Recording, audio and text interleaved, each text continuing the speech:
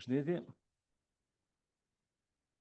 Është disa herë që jemi pjesëmarrës në këtë organizim të librit shkencor dhe akademik, që mbahet në ambientet e Akademisë Shkencave. Sot ne duam të promovojmë dy botime. Njëri është revista arkivore, që për 10 vjetësh e kemi në bashkëpunim, më tepër se në bashkëpunim me Agjencinë Shtetërore të Arkiveve të Kosovës, për cilën do flasë edhe një përfaqësues i kësaj agjencie, si dhe botimin e ri për dokumentat në gjuhën italiane që ruhen në Arkivin Qendror Shtetëror.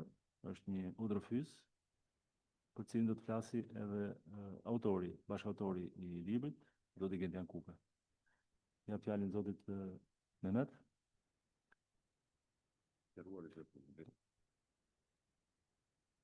Të nderuar përfaqësues të institucioneve akademike dhe shkencore, të nderuar kolegë studiues dhe pjesëmarrës.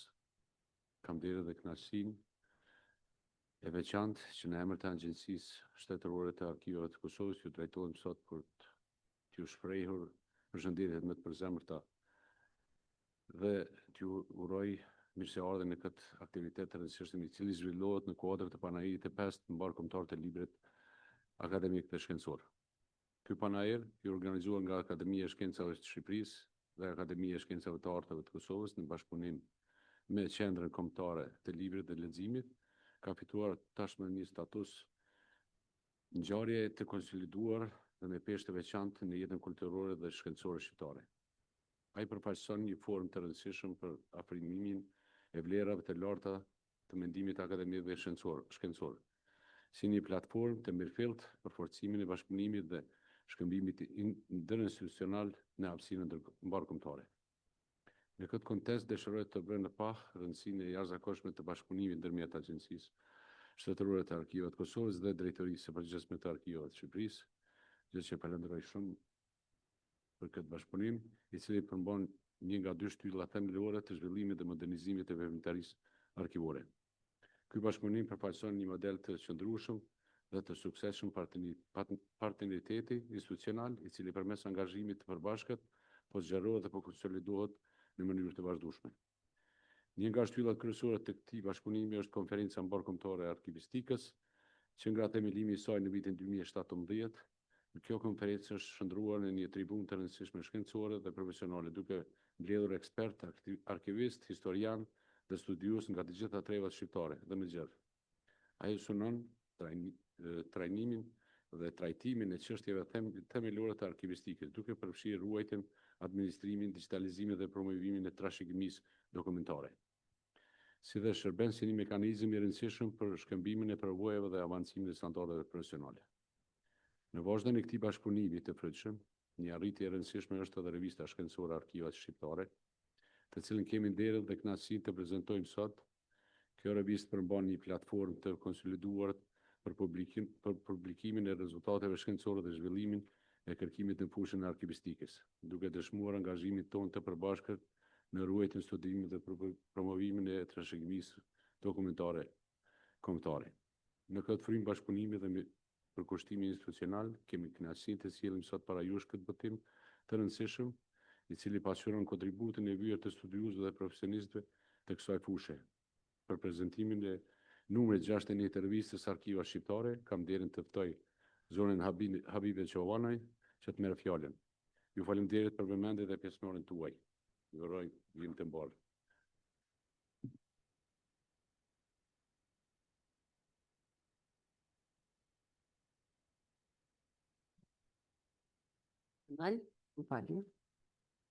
Të nderuar kolegë, studiues, përfaqësues institucional, miq të arkivistikës, zonja e Zotrinj.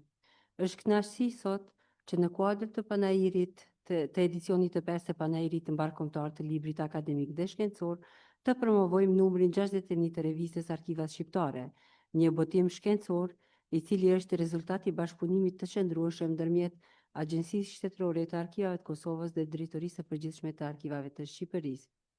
Ky botim nuk është vetëm një pasqyrje përpjekjeve tona profesionale, por edhe një simbol i komunikimit dhe bashkëpunimit të mbarkombëtar në fushën e arkivistikës.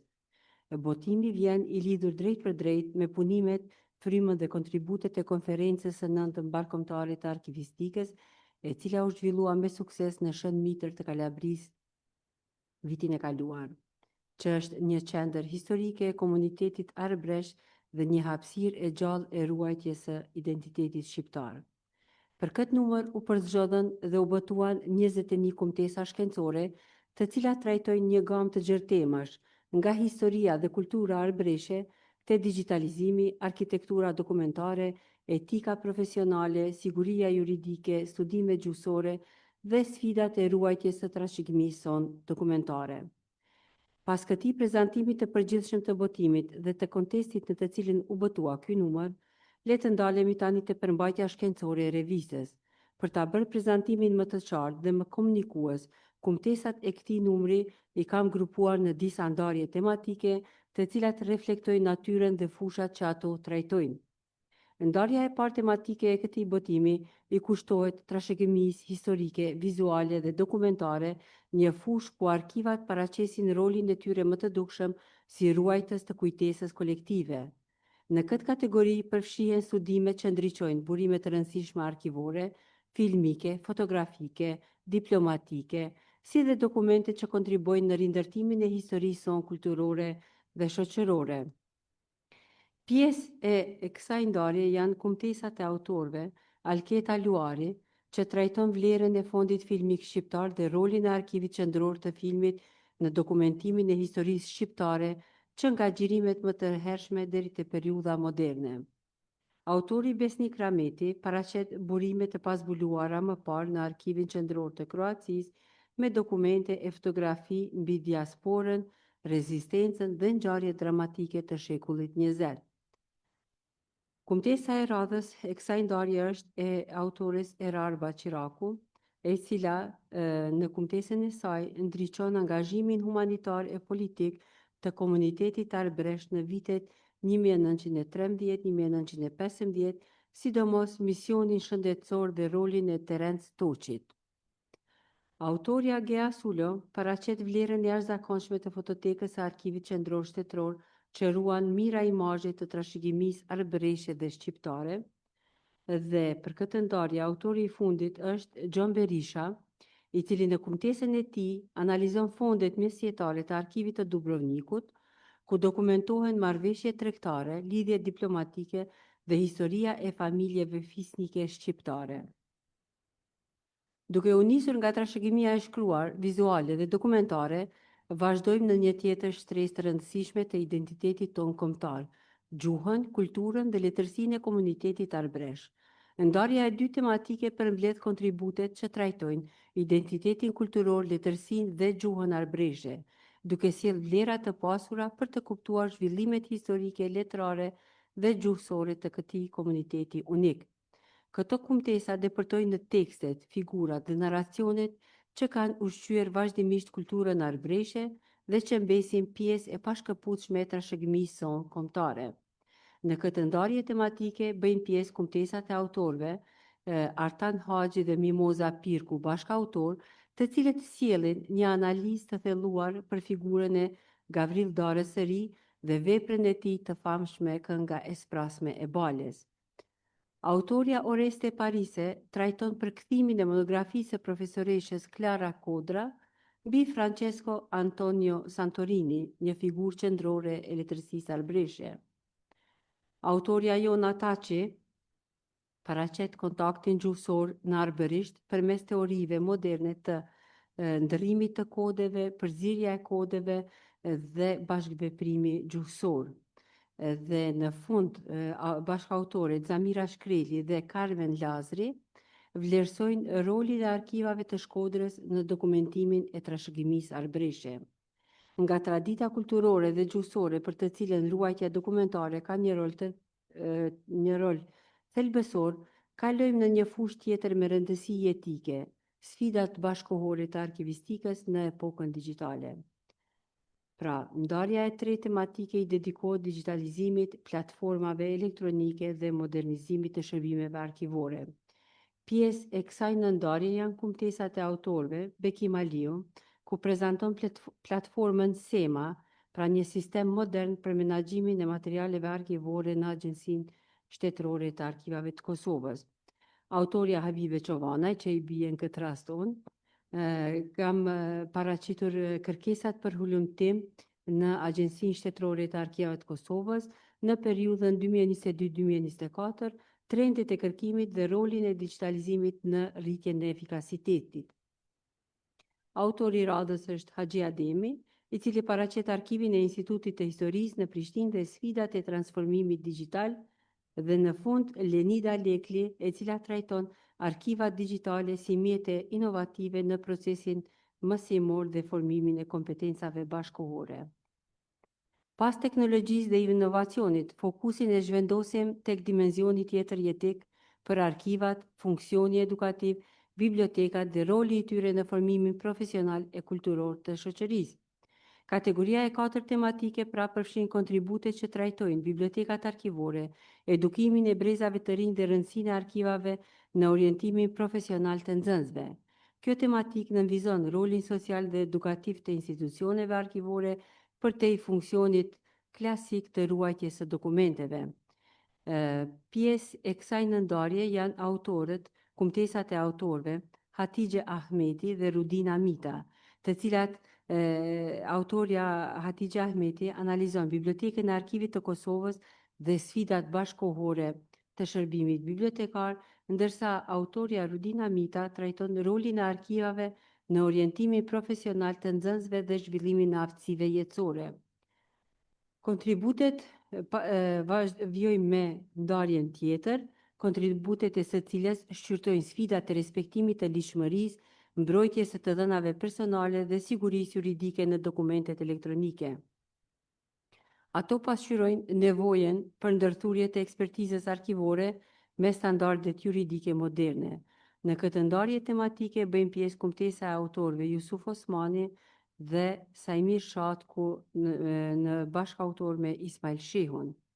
Kumtesa e autorit Jusuf Osmani trajton mbrojtjen e të dhënave personale dhe rolin e arkivistëve në respektimin e standardeve ligjore e etike, ndërsa kumtesa e bashkautorëve Sajmir Shatku dhe Ismail Shehu paraqesin analizën e sistemit elektronik të akteve notariale, sigurinë juridike dhe metadatat elektronike. Pas diskutimit të etikës dhe ligjshmërisë, kalojmë te burimet e veçanta arkivore që kanë rëndësi historike dhe ushtarake për dokumentimin e së shkuarës. Kumtesat e kësaj ndarje tematike na sjellin vështrime të reja mbi arkivat ushtarake dhe dokumentet në gjuhën orientale, duke pasuruar panoramën e burimeve historike që ruhen në arkivat tona. Në këtë ndarje tematike bëjmë pjesë kumtesa e autorëve Kujtim Zeka, i cili analizon arkivin qendror të forcave të armatosura dhe arkivin e ri për dokumentacionin teknik ushtarak, dhe kumtesa e autorit Bebi Shatri, që sjell vlerësimin e dokumenteve arabe, turke, persiane në arkivat dhe bibliotekat shqiptare. Dhe ndarja e fundit tematike shpalos studime që ndriçojnë ngjarje historike, emigracionin dhe rolin e mediave, pra fushë që lidhin të kaluarën me dinamikat shoqërore të shekullit 20. Kumtesat pasqyrojnë analizat të përqendruara në ngjarje politike, lëvizje shoqërore dhe trajtimet mediale të ngjarjeve historike. Pjesë e kësaj ndarje janë kumtesat e autorit Skender Hasani, i cili analizon rolin e Baltion Stambollës në dhunën politike ndaj emigracionit shqiptar në vitet 1925-1926, dhe kumtesa e autorit Vullnet Iseni, që trajton reagimet e mediave slovene e ndërkombëtare ndaj ngjarjeve të vitit 1981 dhe interpretimet që pasuan. Në fund të këtij botimi paraqiten edhe veprimtaria vjetore e Agjencisë Shtetërore të Arkivave të Kosovës dhe Drejtorisë së Përgjithshme të Arkivave të Shqipërisë, e përmbledhur veçmas sipas strukturës institucionale. Ky numër, sikurse edhe numra tjerë të revistës Arkivat Shqiptare, është rezultati një pune të përkushtuar dhe bashkëpunimit të qëndrueshëm ndërinstitucional dhe përbën një shembull të rëndësishëm të fuqisë së bashkimit profesional mbarkombëtar. Në përfundim, ky prezantim shënon jo vetëm një pasqyrim të arritjeve shkencore e institucionale, por edhe një ftesë për vazhdimin e bashkëpunimit me urimin që arkivat shqiptare të mbeten gjithnjë si një urë mes së kaluarës dhe së ardhmes, duke dëshmuar se arkivat ku lexohen e kuptohen, kthehen në dritë udhërrëfyese për brezat që vijnë. Ju falemnderit.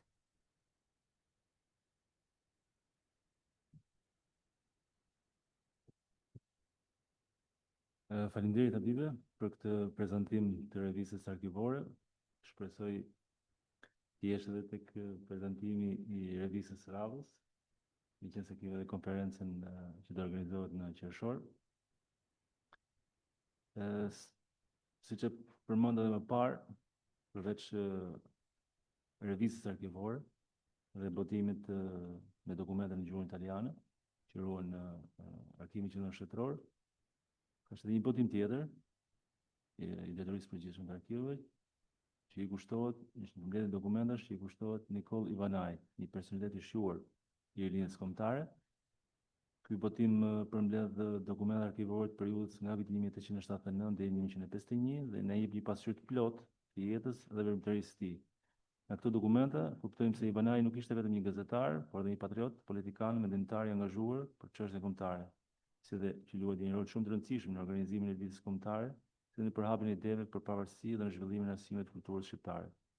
Përmes këtij botimi, ne njohim më mirë sakrificat dhe përkushtimin e tij për kombin. Siç e ceka edhe më sipër, botimi tjetër është një botim që është më shumë me interes për ulëmtuesit, studiuesit dhe për arkivistët, sepse është një udhërrëfyes, i ndihmon më shumë studiuesit të orientohen më lehtë në fondet arkivore e i përfshin të dhënat të detajuara për dokumentet, të gjitha për dokumentet që janë në gjuhën italiane ose që flasin për Italinë, emrin e fondit, datën e krijimit, formën e dokumentit dhe shumë elementë të tjerë të rëndësishëm. Prandaj ky udhërrëfyes e bën më të aksesueshëm pasurinë arkivore dhe ndihmon në studimin më të thellëruar të historisë shqiptare. Të dy këto botime tregojnë, si dhe botimet e tjera të mëparshme, tregojnë përkushtimin e Drejtorisë Përgjithshme të Arkiveve për të ruajtur, studiuar dhe për të bërë të njohur trashëgiminë tonë historike. Ato janë një urë lidhëse mes të kaluarës dhe të tashmes, duke na ndihmuar të kuptojmë më mirë rrënjët dhe identitetin tonë kombëtar. Pra mund të themi se këto botime nuk janë thjesht libra, por burime të çmuara njohurie që kontribuojnë në edukimin dhe ndërgjegjësimin historik të brezave. Do presim pak çate sa të bie dhe një bashkëautori i cili do të na flasë edhe për këtë botimin e librit.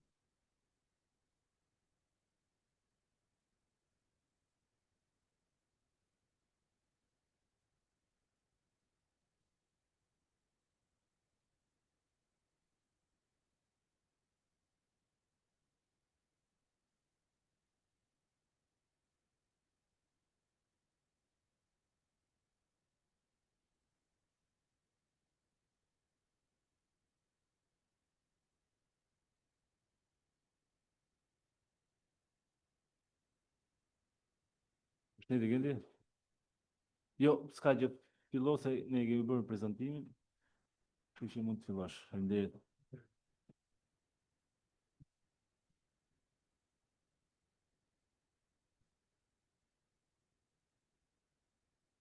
Përshëndetje. Para së gjithësh desha të bëja dy sqarime të vogla.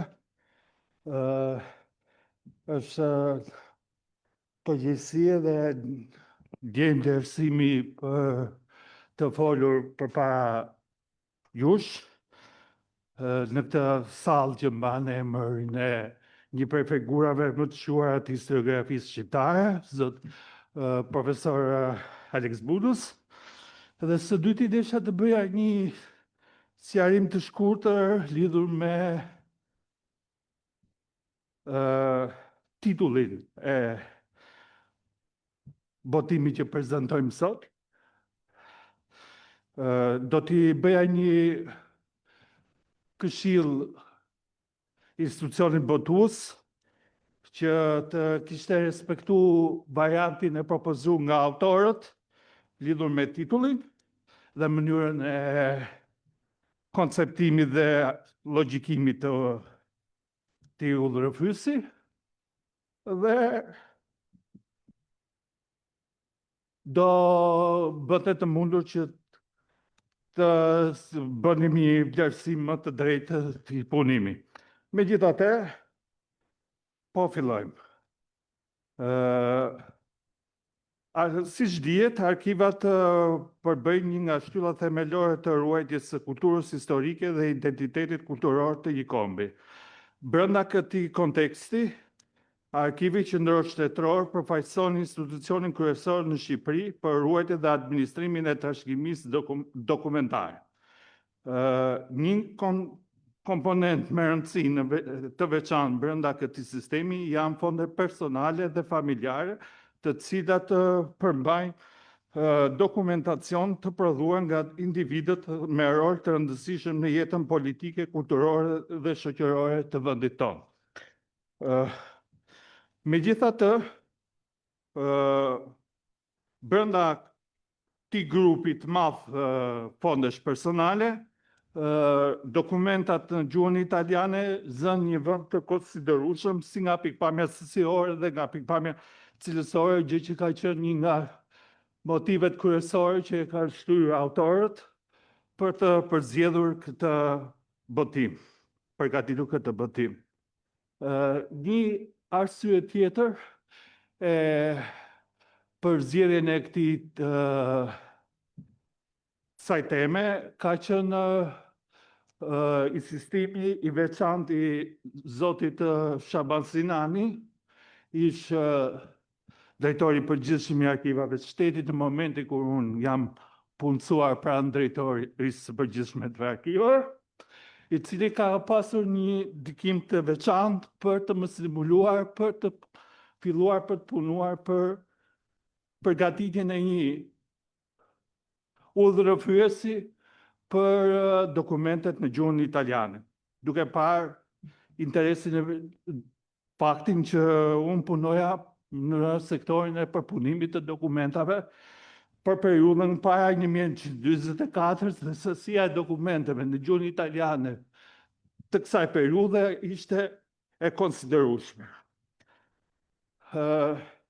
Modeli paraprak për përgatitjen e këtij udhërofyesi u mor qysh në vitin 2003 me botimin nga Drejtoria e Përgjithshme e Arkivave të udhërofyesit për dokumentat në gjuhën frënge, i cila u përgatit nga grupi i punës i përbërë prej zonjës Nervida Nika dhe zonjës Gentaciuno Imeli. Duke shqyrtuar përmbajtjen e atij udhërofyesi, mua spunto për ta përshtatur modelin e përgatitjes së tij për hartimin e një udhërofyesi për dokumentat italiane.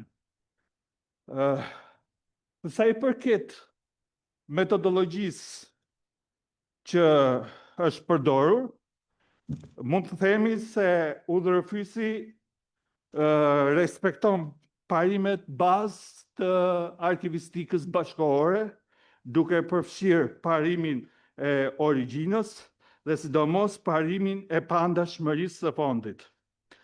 Në mënyrë më të detajuar, procesi i artimit të udhërfyesit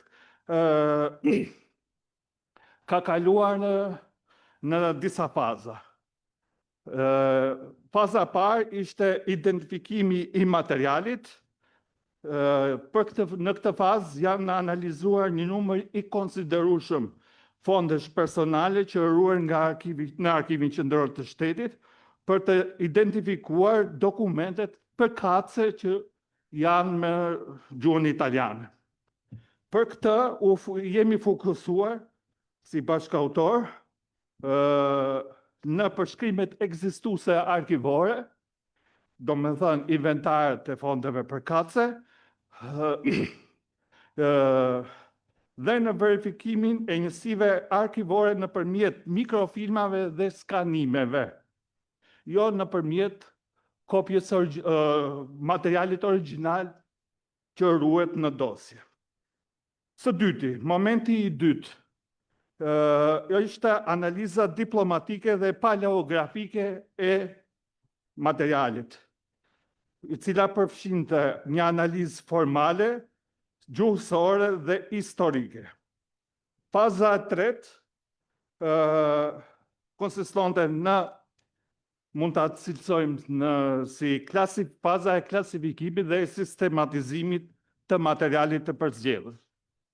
Renditja e fondeve, pavarësisht se kanë një numër të veçantë apo janë pjesë e ndonjë koleksioni, është bërë alfabetikisht, bazuar tek emri i personalitetit dhe jo tek mbiemri i tij. Në udhërfyes zënë vend emrat atyre personaliteteve dhe individëve që kanë fond të veçantë në AQSH, por kjo nuk do të thotë se udhërfyesi ofron informacion për të gjithë protagonistët e historisë të kulturës shqiptare në tërësi. Pasi edhe grumbullimi ose depozitimi i dokumentave të tyre në AQSH nuk ka qenë e mundur për arsye të ndryshme. Le të shpresojmë që ky botim që promovojmë sot të shërbejë si spunto për pasurimin e mëtejshëm të trashëgimisë kulturore që ruhet pranë Arkivit Qendror të Shtetit. Së dyti, renditja e dosjeve është bërë sipas kriterit kronologjik. Fillimisht është vendosur dosja me dokumentin më të hershëm e kështu me radhë. E njëjta logjik është ndjekur edhe në renditjen e dokumentave që i përkasin të njëjtës njësi ruajtje apo dosje. Për sa i përket strukturimit të udhërfyesit, mund të themi se është zbatuar skema e ndjekur për publikimin e fondeve përkatëse në faqen web të Drejtorisë Përgjithshme të Arkivave, arkiva.gov.kr. Nisur nga ky fakt, udhërfyesi është konceptuar, është ndërtuar në 9 kapituj. Në 8 kapitujt e parë janë përfshirë personalitetet përkatëse sipas gërmave që do t'i përmend më poshtë. Megjithatë, mund të themi se në qoftë se bëjmë një vlerësim të përgjithshëm të 8 kapituj, mund arrim në përfundimin se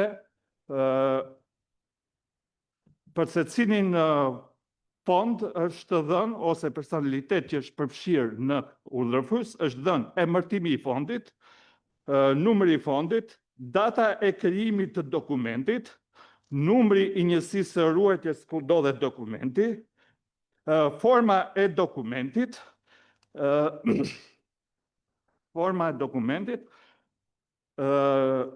gjë që këto element që përmenda i gjejmë edhe tek udhërfyesi që thash që është botuar në vitin 2003 për dokumentat frënge.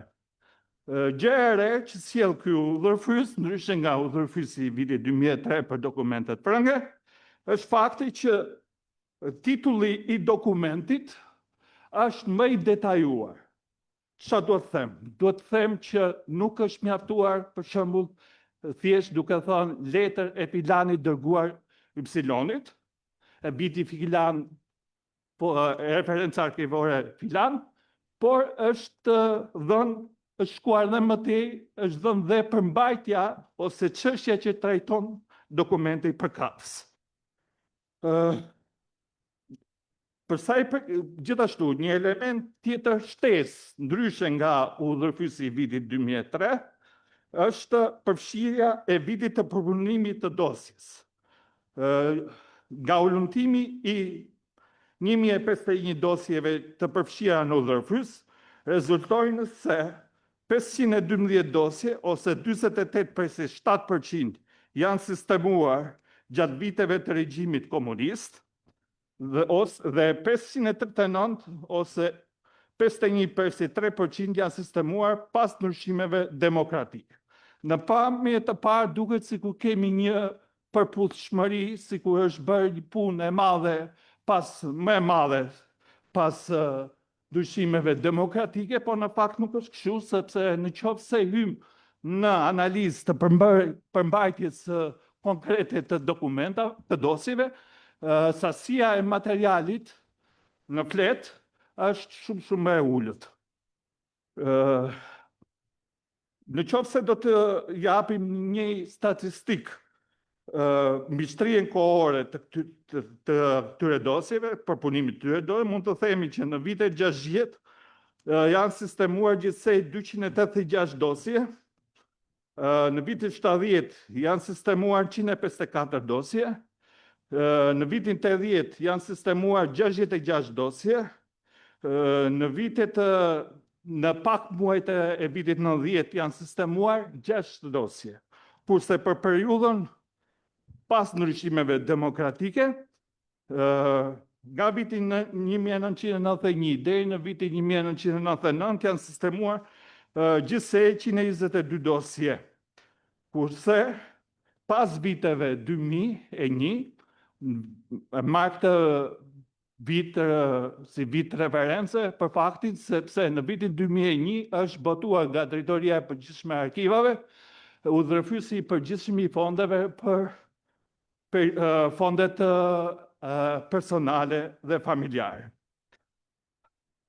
Nga 400, duke shqyrtuar më me detaj, në vitet 2000, nga 417 dosje janë sistemuar 108 dosje,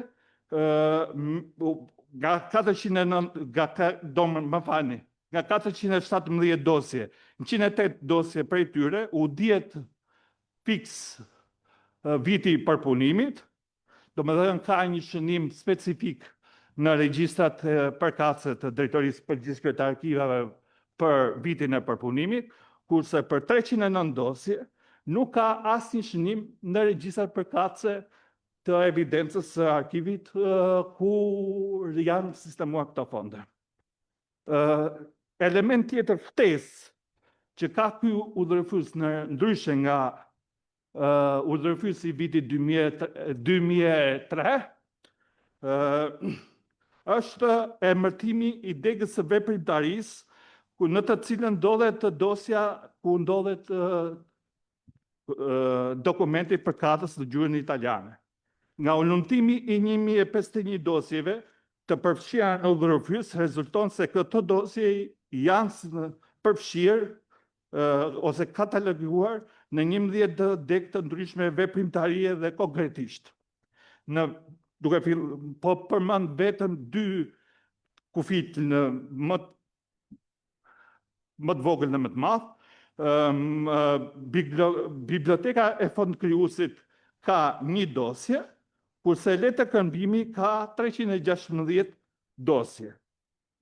Kemi material biografik, kemi material familjar, kemi material të grumbulluar, material ilustrativ, veprimtari krijuese, pasuri e fondit krijuesit, dokument mbi pasurinë e fond krijuesit, dokumenta mbi veprimtari tregtare të fond krijuesit, dokumenta të hartuar nga të tjerë për fond krijuesit, që flasin për fond krijuesin, ose të tjerë për fond krijuesin, dhe dokumenta që ndriçojnë veprimtarinë zyrtare shoqërore të fond krijuesit. Ky larmishmëri degësh veprimtarie na japi mundësi që të arrim në konkluzionin që fondet personale kanë një pasuri të jashtëzakonshme përmbajtësore të temave. Më konkretisht, në kapitullin e parë janë përfshirë fondet e personaliteteve, emrat e të cilëve fillojnë me gërmën A deri në C. Janë përfshirë në këtë kapitull 35 fonde nga 66 fonde që janë përfshirë në katalogun online ose 53% e totalit. Një provë që sasia e dokumentave në gjuhën italiane është e konsiderueshme. Nga këto fonde janë përzgjedhur gjithsej 101 dosje nga totali prej 1023 dosjesh që kanë këto 35 fonde ose 10% e totalit. Në total janë përzgjedhur 167 dokumenta. Në kapitullin e dytë janë përfshirë fondet e personaliteteve, emrat e të cilëve fillojnë me gërmën D dhe G. Janë përfshirë gjithsej 33 fonde, nga 49 fonde që janë përfshirë në këtë zë në kapitullin online ose 67% e totalit. Në këto fonde janë përzgjedhur gjithsej 156 dosje nga 1479 dosje në total që kanë këto 33 fonde, ose gati 10% e totalit. Në total janë përzgjedhur 160 dokumenta. Në kapitullin e tretë janë përfshirë fondet e personaliteteve, emrat e cilëve fillojnë me gërmën H deri në J. Në këtë kapitull janë përfshirë gjithsej 21 fonde nga 44 fonde që janë përfshirë në këtë zë në katalogun online ose 48% e totalit. Në këto fonde janë përzgjedhur gjithsej 282 dosje nga 1526 dosje në total që kanë këto 21 fonde, ose gati 18% e totalit. Në total janë përzgjedhur 509 dokumenta, më falni. Në kapitullin e 4 janë përfshirë fondet e personaliteteve, emrat e të cilëve fillojnë me gërmën K deri në L. Janë përfshirë në këtë kapitull gjithsej 24 fonde, nga 48 fonde që janë përfshirë në këtë zë në katalogun online ose 50% e totalit. Në këto fonde janë përzgjedhur gjithsej 68 dosje nga 896 dosje në total që kanë këto 24 fonde, ose gati 8% e totalit. Në total janë përzgjedhur 91 dokumenta. Në kapitullin e 5 janë përfshirë fondet personave, emrat e të cilëve fillojnë me gërmën M dhe deri në N. Janë përfshirë gjithsej 43 fonde nga 71 fonde që janë përfshirë në këtë zë në katalogun online ose 61% e totalit. Nga këto fonde janë përzgjedhur gjithsej 225 dosje nga 1284 dosje në total që kanë këto 43 fonde ose gati 17% e totalit. Në total janë përzgjedhur 238 dokumenta. Në kapitullin e 6 janë përfshirë fondet e personaliteteve, emrat e të cilëve fillojnë me gërmën O deri në R.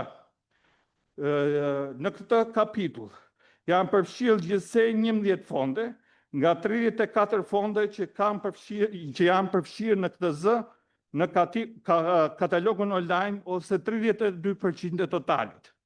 Në këto fonde janë përzgjedhur gjithsej 73 dosje ose 660 dosje në total që kanë këto 11 fonde ose gati 2% e totalit. Në total janë përzgjedhur 73 dokumenta. Në kapitullin e 7 janë përfshirë fondet e personaliteteve, emrat e të cilëve fillojnë me gërmën S deri në U. Janë përfshirë gjithsej 24 fonde nga 46 fonde që janë përfshirë në këtë zë në kapitullin online ose 52% e totalit. Nga këto fonde janë përzgjedhur gjithsej 110 dosje nga 1368 dosje në total, që ka këto 24 fonde, ose gati 8% e totalit. Në total janë përzgjedhur 111 dokumenta. Në kapitullin e 8, janë përfshirë fondet e personaliteteve emrat e cilëve fillojnë me gërmën V deri në Z. Janë përfshirë gjithsej 16 fonde nga 28 fonde që janë përfshirë në KTZ në kapitullin online ose 57% e totalit. Nga këto fonde janë përzgjedhur gjithsej 36 dosje nga 320 dosje në total që kanë këto 16 fonde, ose 11% e totalit. Në total janë përzgjedhur 36 dokumenta. Në kapitullin e 9, jepen të dhënat të përgjithshme për të gjitha fondet e përfshira në 8 kapitujt e parë, konkretisht për kufit kohor, sasi totale të dosjeve, mjetet e informacionit, skema e klasifikimit, gjua e dokumentave, mënyrën e ruajtjes. Vlerat shkencore dhe praktike të udhërëfysit. Ky udhërëfys ka një rëndësi të shumëfisht për kërkimin shkencor, ai lehtëson identifikimin e burimeve arkivore, nxit kërkimet e reja në këtë fushë, rrit saktësinë e analizës historike. Për praktikën arkivore, kontribon në standardizimin e përshkrimit arkivor, përmirëson menaxhimin e informacionit, ndihmon në procesin e digitalizimit. Për trashëgiminë kulturore, promovon përdorimin e burimeve arkivore, rrit në gjësimin për rëndësinë që kanë këto burime arkivore. Për sa i përket sfidave dhe kufizimeve, mund të themi se puna për përgatitjen e udhërëfysit ka evidentuar disa problematika që duhet adresuar në të ardhmen nga institucioni botues. Këto problematika konsistojnë në mungesë përshkrimesh të detajuara, vështirësi gjuhësore dhe paleografike, 3. Shpërndarje e fragmentuar e materialit, materialet e të njëjtit fond ndodhen në disa grupe fondesh, domethënë, përveç fondi personal përkatës, mund të ndodhet për të njëjtin personalitet material te koleksioni i fondeve i vitit 1912 ose pas 1912 ose për periudhën e kohës Babagjemës. Në përfundim, mund të themi se hartimi i një udhërfusi për dokumentet në gjuhën e italiane nga fonde personale dhe familjare të AQSH-s përfaqëson një hap të rëndësishëm drejt modernizimit të praktikave arkivore dhe rritjes së aksesit në burimet historike. Ky instrument jo vetëm që lehtëson kërkimin, por dhe kontribon në integrimin e arkivistikës shqiptare në standardet ndërkombëtare. Në të ardhmen, rekomandohet zgjerimi i këtij modeli për dokumente në gjuhë të tjera. Së fundi, desha të shpreha disa falënderime. Së pari, falenderoj bashkëautorin Joni Kuke. Së dyti, falenderoj profesor akademikun e nderuar akademikun Shaban Sinani, si stimuluesi kryesor që ka nxitur për punuar për këtë punim, qysh në vitin 2001 siç e vura në referim. Së treti, falenderoj zotin Ardit Bido për mundësinë e dhënë për zbatimin në konkret të këtij projekti ideje që kisha unë për përgatitjen e këtij materiali, e së katër ju falenderoj juve për vëmendjen e treguar. Mersi.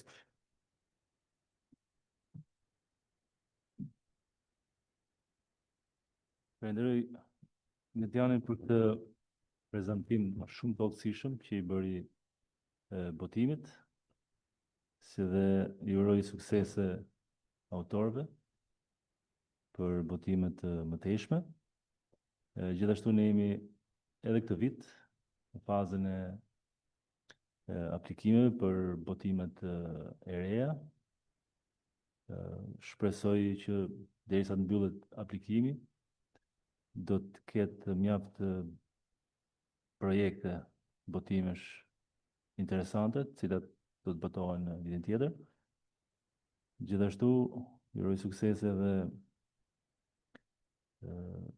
konferencës e cila do të mbahet në qershor, si rezultat të cilës do të botohet pastaj edhe revistë arkivore. Faleminderit dhe më.